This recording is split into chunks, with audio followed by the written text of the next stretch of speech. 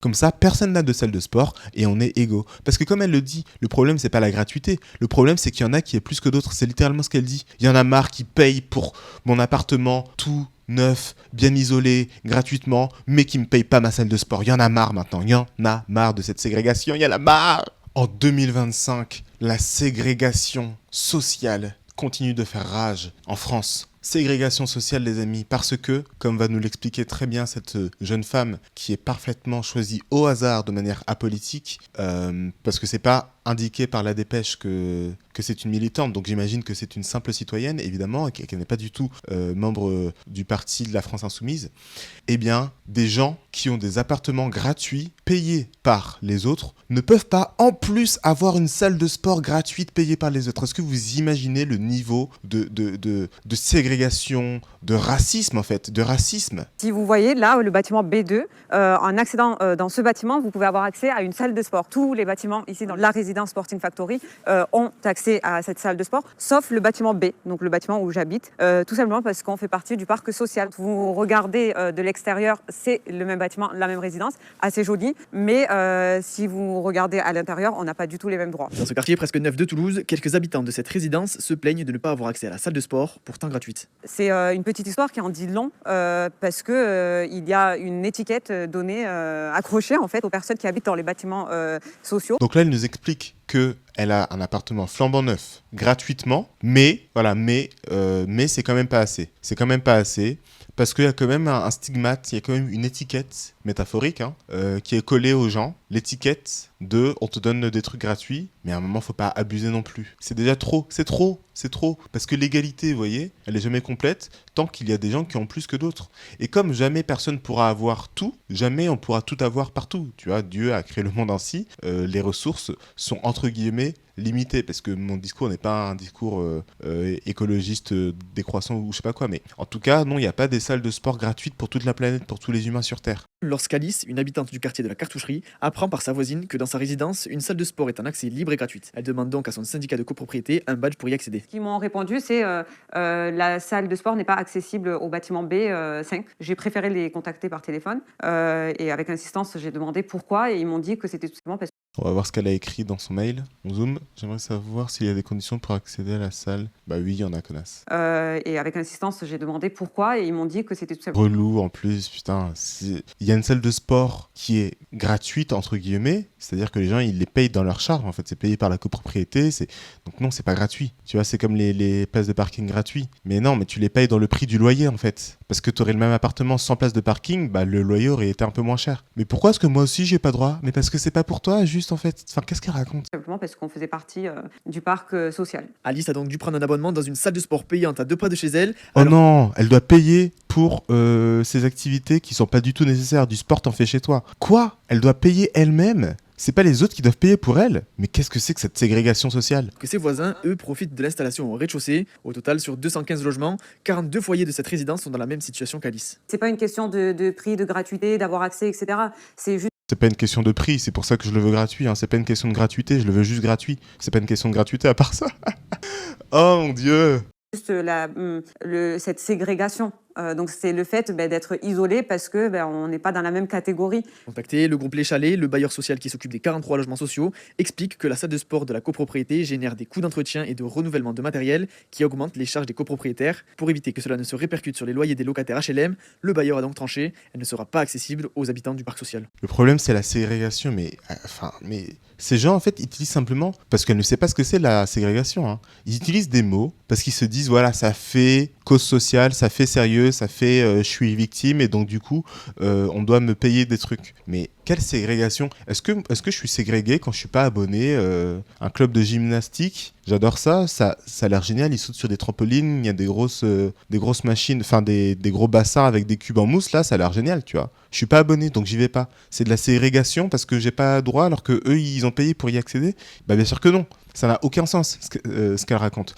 Et justement, cette dame-là, La Dépêche, c'est un journal très sérieux, j'imagine. Un journal qui, c'est pas le sujet de cette vidéo, mais qui serait certainement labellisé comme journal sérieux par la comité parfaitement indépendante décidée par Macron, voyez, parfaitement indépendant, subventionné par l'État. de manière indépendante, évidemment.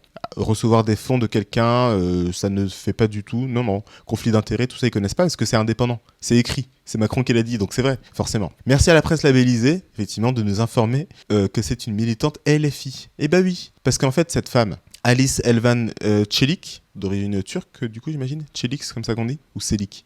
Ça a fait des tractages avec un député LFI, je sais pas quoi, un député ou je sais pas quoi, en tout cas, qui est à la France Insoumise, LFP et compagnie. Et ça, ils ne le disent pas dans le truc. Alors que souvenez-vous, par exemple, de l'histoire de Angélique, je crois, qui avait un problème de voisinage. Les voisins avaient dit retourne à la niche ou à la niche, un truc comme ça. Problème de voisinage, hein, c'est bien connu que avant le racisme, les problèmes de voisinage n'existaient pas. Il n'y a pas des émissions sur TF1 avec des mauvais acteurs qui te montrent les problèmes de voisinage, comment ça va loin. Moi-même, j'ai pu assister à un procès de conflit de voisinage. Les deux étaient blancs. Mais comme l'autre avait dit à la niche, du coup c'était hyper raciste parce qu'elle était noire. Et du coup là, ils ont précisé évidemment qu'ils votent Marine Le Pen, etc., etc. Là, ça avait été précisé alors que ça n'avait rien à voir. Là, par contre, non. C'est pas gratuit, donc c'est de la ségrégation, ça n'a rien à voir avec la gratuité, donc c'est de la ségrégation. Par contre, ils ne pensent pas que c'est intéressant de dire que c'est une militante LFI. Vous voyez la partialité, la différence de traitement entre les gens de droite et les gens de gauche, parce que c'est de la propagande en fait. Hein. Si on va voir la Dépêche, à votre avis, est-ce qu'ils reçoivent des financements de l'État ? Tiens, qu'est-ce qu'on serait étonné de savoir que oui, allons voir. Donc oui, la Dépêche est subventionnée à hauteur de 6 millions. 6 millions, hein, pour faire des vidéos tournées avec un iPhone dont on se fout, qui pourraient être faites par un youtubeur indépendant qui sont... Enfin bon bref, ok. 6 millions pour la Dépêche.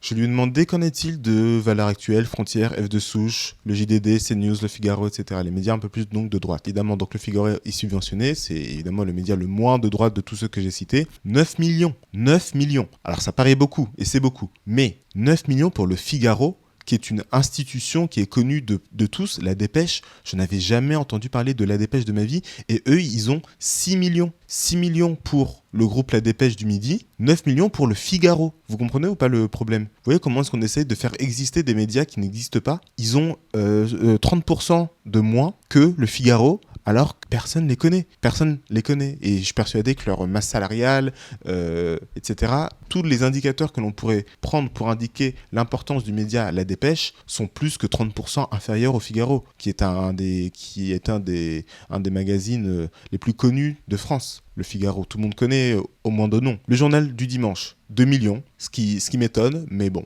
c'est quand même beaucoup plus petit, etc.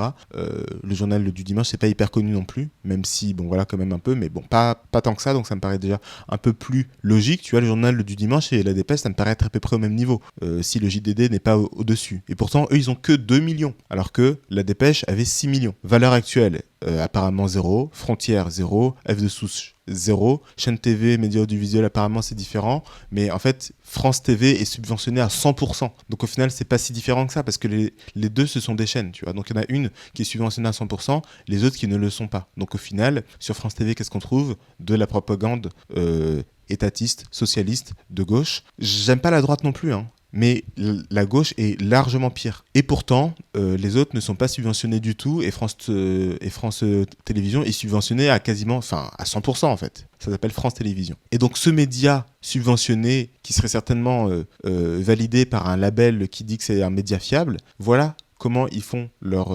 documentaire. Pourquoi est-ce qu'ils trouvent ça important de parler de ça ? D'une meuf random, dans un bâtiment random, flambant neuf, tout frais payé, qui n'a pas aussi accès à la salle de sport. Et ça permet de comprendre, d'un point de vue plus économique, pourquoi le socialisme ne fonctionne jamais, pourquoi le communisme ne marchera jamais et entraîne toujours à des meurtres de masse et à un appauvrissement général du pays. Parce que comment est-ce qu'on fait pour avoir une égalité de résultats avec cette dame-là? Parce que on t'a donné un appartement gratuit. Ouais, mais c'est dans un quartier pourri. Ok, dans un beau quartier, avec des infrastructures, avec des lieux communs dont tu peux profiter, probablement qu'il y a une terrasse avec des chaises ou je sais pas quoi, tu vois.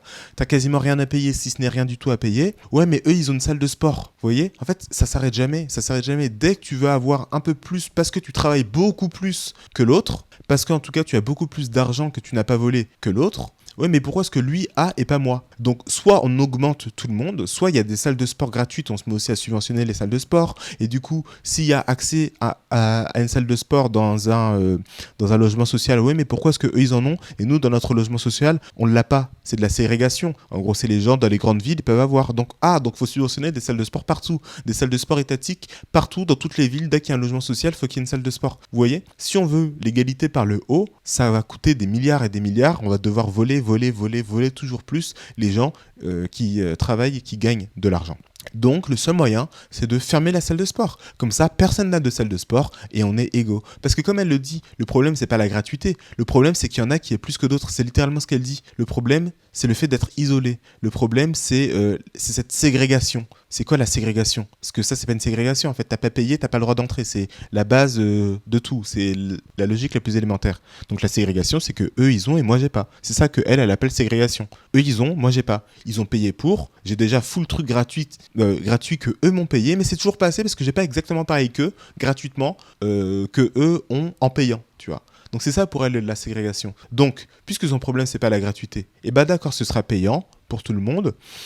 Et puisqu'il y en a qui auront les moyens de se le payer, et bah du coup, on va mettre à 3 milliards d'euros. Et du coup, il n'y a que Bernard Arnault, donc c'est les ultra riches, donc il faut les taxer. Donc en fait, on pourra jamais augmenter le prix assez pour que personne puisse l'avoir, donc on va juste le fermer. Et comme ça, personne n'aura de salle de sport et on sera enfin dans le vrai communisme. Ça y est, c'était ça en fait le vrai communisme. À chaque fois, c'est pas le vrai. À chaque fois, c'est pas le vrai. À chaque fois, mais non, c'est pas le vrai communisme. Voilà, le vrai communisme, c'est quand plus personne n'a rien. Comme ça, on est enfin égaux. Parce que c'est quoi l'autre solution? C'est que tout le monde ait tout. Dieu a créé le monde d'une certaine manière. Il n'y a pas tout pour tout le monde gratuitement. Ça n'existe pas en fait. Donc voilà, il n'y aura rien pour personne à tout jamais. Enfin l'égalité, merci Alice, prise au hasard, qui n'est pas du tout encartée politiquement, puisque ce média parfaitement sérieux ne l'a pas précisé. Donc c'est que ce n'est certainement pas une information intéressante de nous avoir ouvert les yeux sur l'égalité, sur cette ségrégation dont on ne peut plus. Il y en a marre qui payent pour mon appartement tout neuf, bien isolé, gratuitement, mais qui me paye pas ma salle de sport. Il y en a marre maintenant, il y en a marre de cette ségrégation, il y en a marre.